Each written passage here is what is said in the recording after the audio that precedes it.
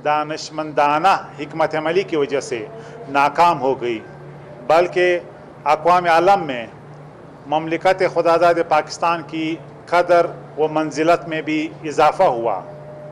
पाकिस्तान ने वतन अज़ीज़ को नुकसान पहुँचाने में मसरूफ़ दहशतगर्दों का न सिर्फ सिफाया कर दिया, बल्कि इस्लामाबाद में बलूचिस्तान के मज़लूम आवाम से हमदर्दी का नाजायज़ फ़ायदा उठाते हुए दहशतगर्द अफराद के रिश्तेदार और ख़वातीन जो धरना लगाया था वो भी बेनकाब हो गया है।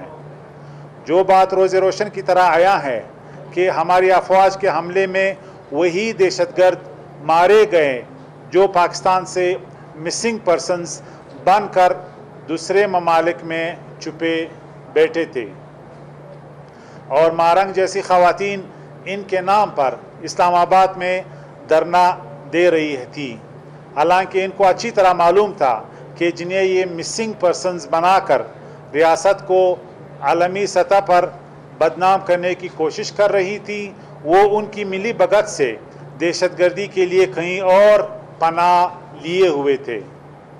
अब ये सारा खेल बेनकाब होने के बाद हमारी इस्लामाबाद की इंतज़ामिया और अदालतों से अपील होगी कि इन्हें मज़ीद डील ना दें। ये लोग पाकिस्तान को तस्लीम नहीं करते और किसी तखरीबकारी के लिए इस्लामाबाद में बैठे हैं। कोई गैर मुल्की एजेंसी या इनमें से कोई तखरीबकार कोई मसला पैदा कर सकता है। ख़वातीन का ये टोला मुल्क दुश्मन अनासिर और दहशतगर्द तंजीम BLA के सरमचारों की डाल बन रहा है। कैंप में मास्क पहनने वाले अनासिर भी BLA के अस्करियत पसंद हो सकते हैं और इस्लामाबाद में किसी भी वक्त अमन व अमान की सूरत-ए-हाल का बायस बन सकते हैं। अगर कोई दहशतगर्दी का वाक़या होता है तो खुदा ना करे ज़िम्मेदार कौन होगा? सारा इल्ज़ाम रियासत पर डाला जाएगा। बदकिस्मती से वो इस्लामाबाद हाई कोर्ट की हिफाजत में जहरीला पाकिस्तान मुखालिफ बयानिया फैला रहे हैं। ये मामला इंतज़ामी नौइयत का है, आदलिया से मुतल्लिक नहीं है। मज़ीद ये कि शदीद ख़तरात हैं। कोई भी दुश्मन एजेंसी मुज़ाहिरीन को निशाना बनाकर फ़ायदा उठा सकती हैं। एहतिजाज रिकॉर्ड करवाया गया है, लिहाजा हमारा मुतालबा है तवील धरने और रियासत दुश्मन अनासिर की हिमायत को रोका जाए और इसका नोटिस लिया जाए। इन्हें गैर मुल्की फंडिंग मिल रही है, वो अपने हैंडलर्स से तहरीरी स्क्रिप्ट हासिल कर रहे हैं, यहाँ तक कि इनके ट्वीट्स भी पेशावर अफराद लिखते हैं। मारंग बलोच ने ईरान में दहशतगर्दों की हिलाकत को अपने रिश्तेदारों के तौर पे तस्लीम किया। इस्लामाबाद इंतज़ामिया, वफाकी हुकूमत और रियासत की आला सतह पर चेकिंग करके इनकी सरगर्मियों के ख़िलाफ़ कार्रवाई करे। मैं इस्लामाबाद में मुतल्लिका अफराद से अपील करता हूँ कि वो समझदारी का मुजाहरा करें, क्योंकि सिर्फ बलूचिस्तान में इन अलायदगी पसंदों के ज़रिए 80 से ज़्यादा हमले पिछले साल हुए हैं, जिनकी ये ख़वातीन हिमायत करती हैं और एक बार भी उनकी मज़म्मत नहीं की गई।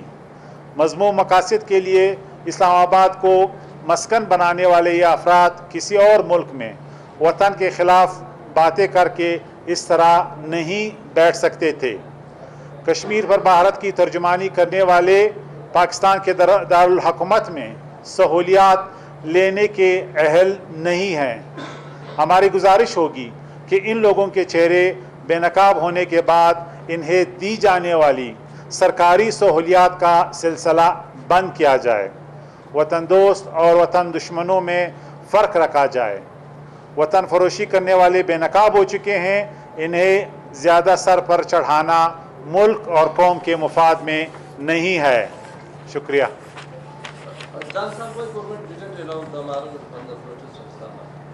Well, I think the government, the state is more than willing to allow anybody to protest. It's our fundamental freedom laws. But if a group of people want to violate the sovereignty of Pakistan by signing international petitions under the UN, who wants third-party intervention in Pakistan's domestic affairs, who are being propagated by separatist leaders sitting in Europe, and who are also condoning, patronizing all the terrorist incidents that have occurred in Balochistan over the last 1 year, where more than 200 ordinary people have been killed, are supported and patronized, and they don't condemn it unequally. How we can allow the abuse of our freedom laws in this country? Would any government worth its salt allow such a group to violate its sovereignty, its laws, by promoting, patronizing, supporting separatism in one part of its region or country? No government, no state